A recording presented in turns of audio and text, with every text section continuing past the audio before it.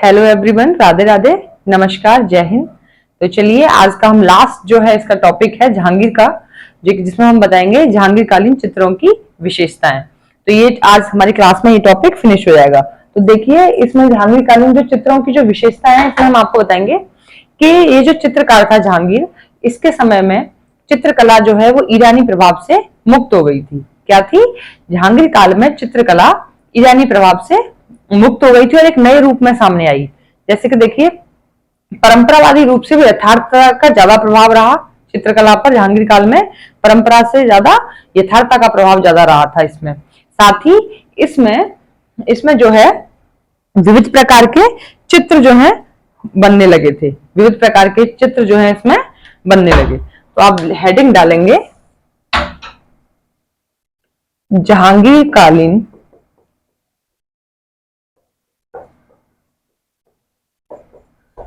चित्रों की विशेषताएं। ठीक है, जहांगीर कालीन चित्रों की विशेषताएं देखिए इसमें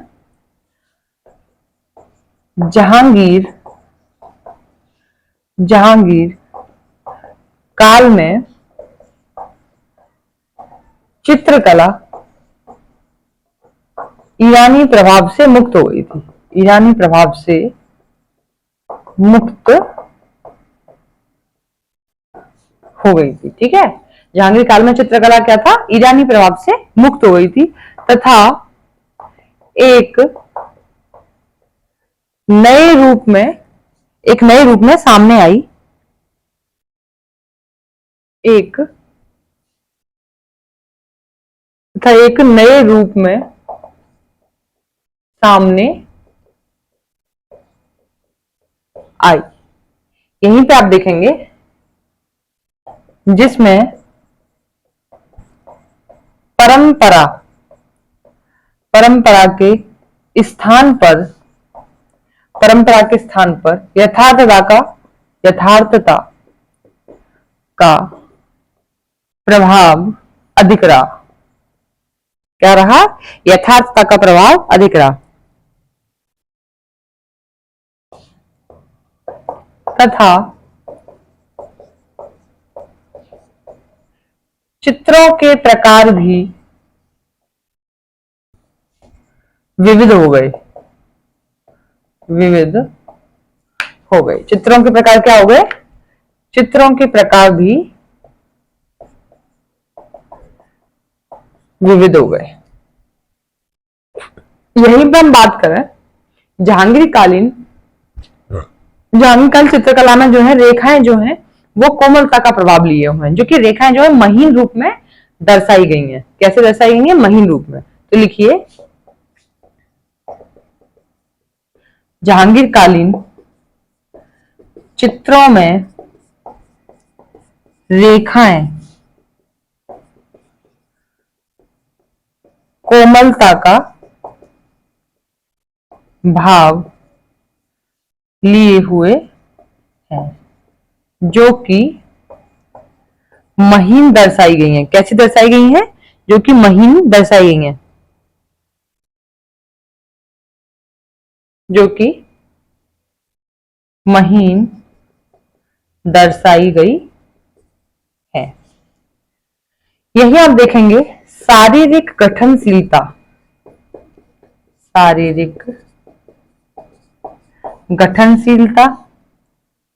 वस्त्रों की फैरन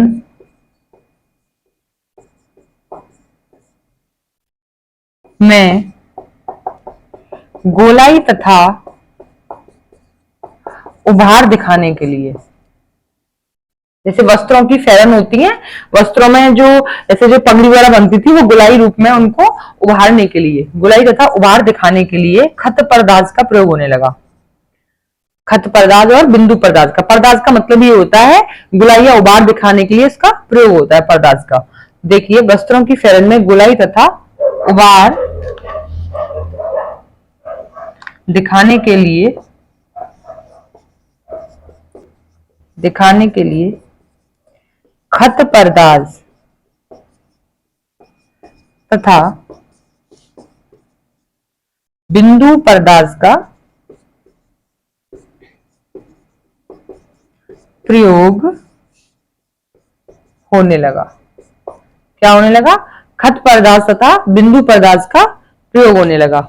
अगला आप देखेंगे, जहांगीरकालीन चित्रों में एक चश्म चेहरों की अधिकता थी।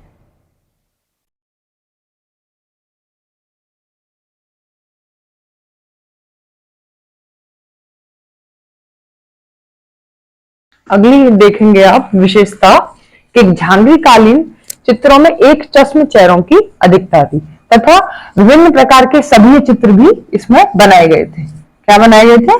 विभिन्न प्रकार के सभी चित्र भी इसमें बनाए गए। लिखिए, जहांगीरकालीन चित्रों में एक चश्म चेहरों की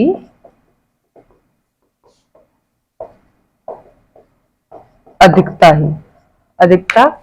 थी। साथ ही सभी चित्र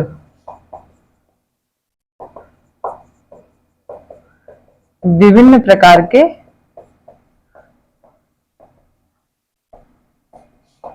बनाए गए। क्या बनाए गए? सभी चित्र जो हैं विभिन्न प्रकार के बनाए गए।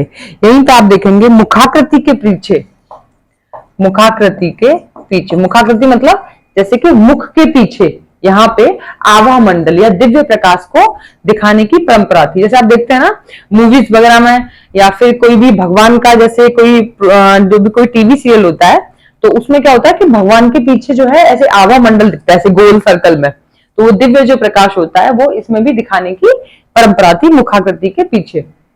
लिखिए, मुखाकृति के पीछे दिव्य प्रकाश आभा मंडल दिखाने की परंपरा थी। ठीक है, इसे नोट कीजिए। अगली विशेषता के बारे में बताएंगे कि जहांगीर के समय में जो था धार्मिक प्रभाव खत्म होने लगा था। क्या था? धार्मिक प्रभाव जो था वो खत्म होने लगा था जहांगीर के काल में।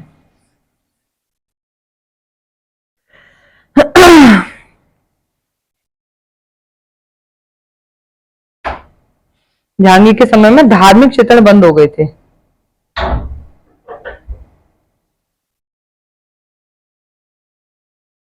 देखिए, जहांगीर कालीन चित्रों में धार्मिक चित्रण बंद हो गए थे। ठीक है,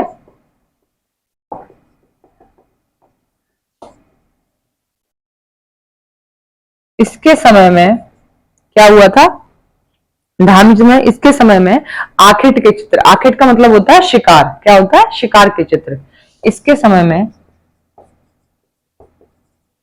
आखेट के चित्र, सभी चित्र,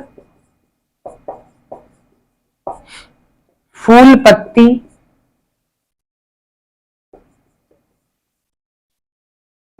पेड़ पौधों के चित्र बनने लगे थे। चित्र बनने लगे थे। ठीक है, अगली इसी में आप हेड में देखेंगे कि जहांगीर कालीन प्रमुख विशेषताओं में अलंकृत हाशिए हैं।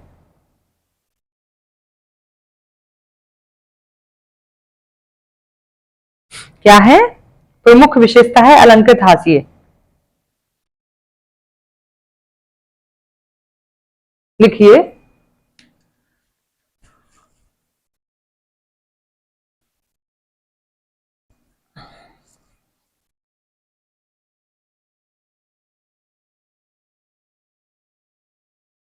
देखिए,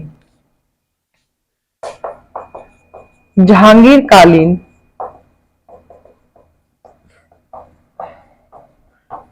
चित्रों में प्रमुख विशेषता है अलंकृत हाशिए। अलंकृत क्या है?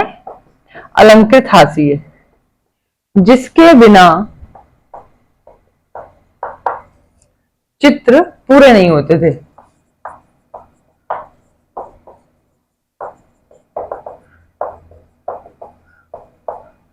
तो इसी में देखेंगे कि अलंकृत हाशिए में क्या बनता था। अलंकृत हाशिए में फूल पत्ती, जनजीवन का चित्र, यहीं पे आप देखेंगे व्यक्ति चित्र बनाने की परंपरा थी। साथ ही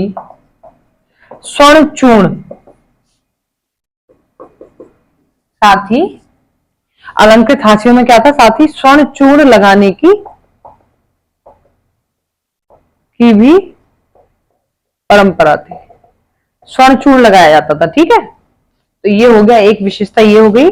और आप देखेंगे कि जहांगीर कालीन चित्रों में रंगों में सूफियापन आ गया था, सूफियानापन।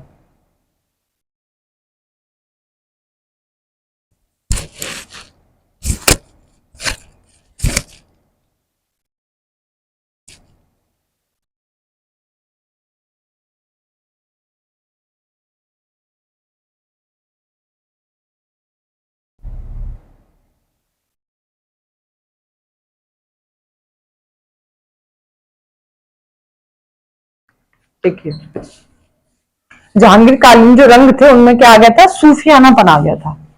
साथ ही इनमें क्या था कि मिश्रित रंगों का प्रयोग होने लगा था। लिखिए, जहांगीर कालीन रंगों में सूफियानापन आ गया था। क्या आ गया था? सूफियानापन आ गया था। साथ ही मिश्रित क्या था? साथ ही मिश्रित रंगों का प्रयोग होने लगा था।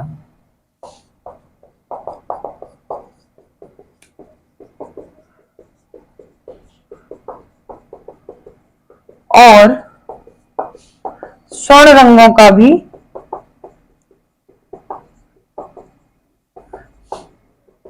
प्रयोग होने लगा था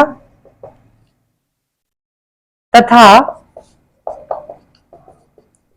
चित्रों में छाया प्रकाश यथार्थता के साथ दिखने लगा था। यथार्थता के साथ दिखने लगा था। तो ये भी इसमें चित्रों की विशेषता थी जहांगीर कालीन चित्रों में। यहीं पे आप देखेंगे यूरोपीय प्रभाव भी स्पष्ट रूप से झलकता है।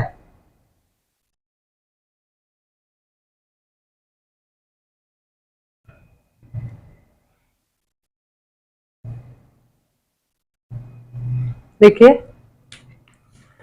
जहांगीर कालीन चित्रों में क्या दिखता है? यूरोपीय प्रभाव भी दिखता है, क्योंकि उस समय पर यूरोपीय जो थे चित्रकार उसके दरबार में आते थे, जैसे यात्री राजदूत आते थे और वो भेंट स्वरूप जो है यूरोपीय चित्र ही उनको देते थे।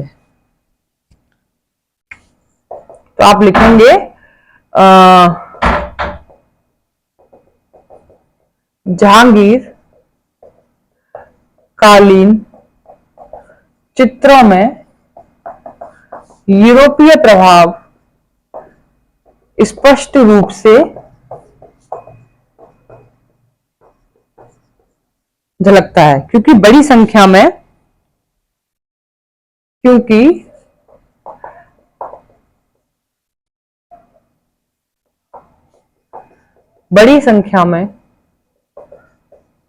यूरोपीय यात्री राजदूत जहांगीर के दरबार में आते थे। क्या आते थे? ये लोग जहांगीर के दरबार में आते थे और ये क्या करते थे? ये लोग अपने साथ यूरोपीय चित्र लाकर बादशाह को भेंट करते थे। ये लोग अपने साथ यूरोपीय चित्र लाकर बादशाह को भेंट करते थे। तो देखिए, ये जो है जहांगीर कालीन चित्रों की विशेषताएं आज फिनिश हुई। तो हमारा जहांगीर से जो रिलेटेड टॉपिक था ये हमारा आज कंप्लीट हुआ। कल हम आपसे डिस्कस करेंगे अगले शासक के बारे में, मुगल काल के, जो कि है शाहजहां। तो चलिए आज के लिए इजाजत दीजिए, कल फिर मिलते हैं। राधे राधे, नमस्कार, जय हिंद।